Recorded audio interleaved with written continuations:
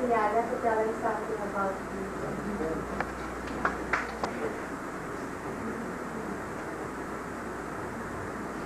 Ako si Gina Kiana, 27 years old. I'm an ex-cancer patient already. I had an operation last January. My left breast was, I don't know if it was partly removed or it was removed. There's something there still. You can see that I am young and parang may ito, she's so young and she has cancer.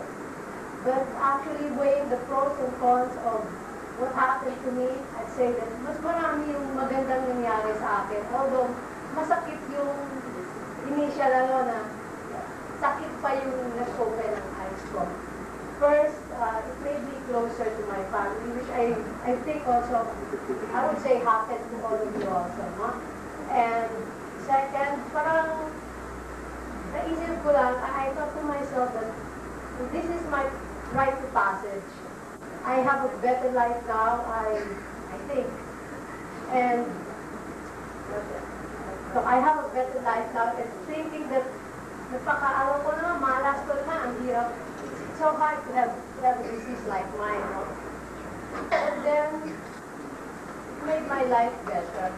If I go now, or even amongst you, if you think that you'll go now, at least it has made your life better. Mas maganda, mas nag-tolerate ka sa iba, and you have a certain line already of where you're going. You know, from this is the way I'm going, I won't go left, I won't go right.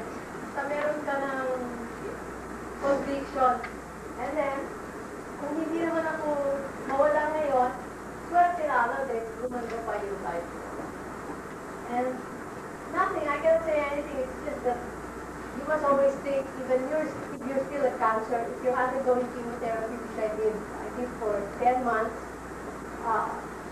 always consider yourself as you're a warrior, no? You're fighting against something within yourself. And just think that you're always a winner.